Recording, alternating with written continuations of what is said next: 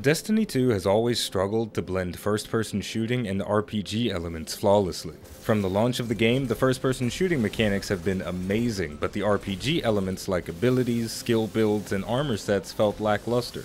Patch 1.2.3 and several other patches have brought a lot of changes to existing items and abilities, and the game is finally starting to have a good balance of shooting and spellcasting. Today, we're going to look at some of the Warlock exotics that were changed in patch 1.2.3 and the implications of those changes. Let's get started.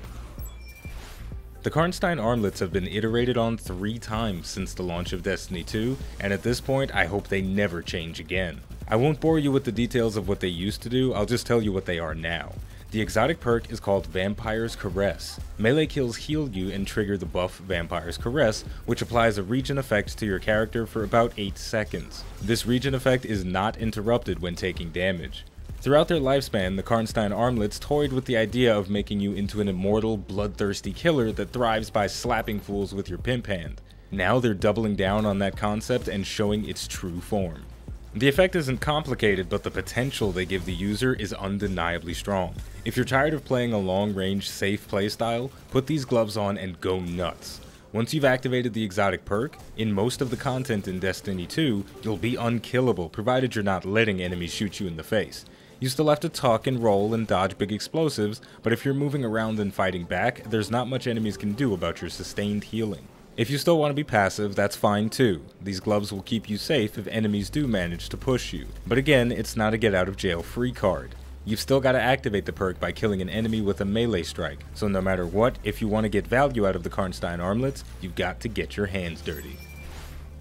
Inversely, the Crown of Tempest is an exotic that thrives on cleanly executed ability kills instead of wild pimp slaps. The exotic perk for this helmet is called Conduction Tines. Killing an enemy with an arc ability grants the buff Conduction Tines. This buff increases the recharge rate of your abilities and extends the duration of your super while it's active. Finally, Conduction Tines can be stacked up to 3 times. Now, Warlocks are no strangers to cooldown reduction items. They have 5 helmets that provide cooldown reduction by different means, and the Crown of Tempest is on par with all of them with the added benefit of providing a buff to the Stormcaller's super. With all of that in mind, there's not much else to say here. This helmet has always been good and well designed. Patch 1.2.3 reduced the maximum number of stacks of Conduction Tines from 5 to 3, but kept the effect at the same potency, so if you've used this helmet before, you already know. It creates a satisfying gameplay loop for your character that rewards you for actively trying to secure multiple kills with your abilities, while also spacing them out enough so that you can milk Conduction Tines for all it's worth.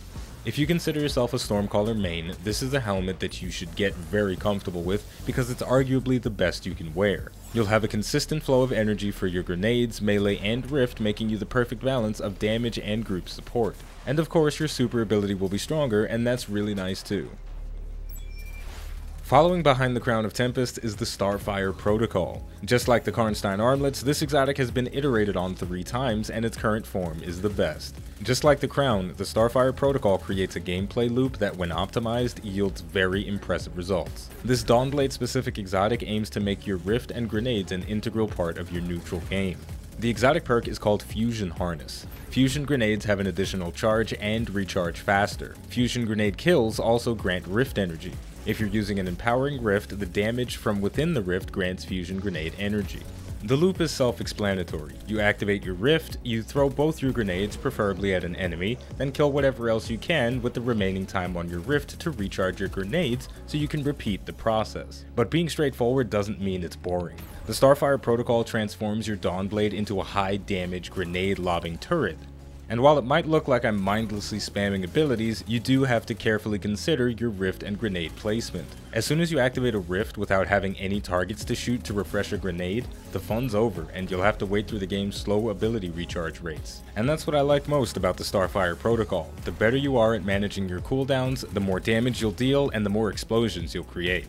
Overall, all 3 of these exotic buffs are fantastic, and they're pushing Destiny 2 in the right direction. The Starfire Protocol makes me feel like a fire mage tossing out fusion grenades like fireballs. The Crown of Tempest obviously makes me feel like the god of lightning, and that's pretty amazing as well. And like I already said, the Karnstein armlets have perfectly captured the feeling of being a blood-sucking vampire that likes to slap people. So yeah, with all of that said, if you play the Warlock, I think it's time for you to put your Lunafaction boots back in the vault and try something different, because there are a lot of fantastic options. On that note, we're going to wrap up here by saying the name of the game is Destiny 2. The name of the channel is iBluairJgR. If you enjoyed this video, don't forget to like, subscribe, and leave a comment. Let me know which of these 3 exotic buffs is your favorite. Me personally, I'm leaning towards the Starfire protocol. I love throwing fireballs. Thank you for watching, and I'll see you next time.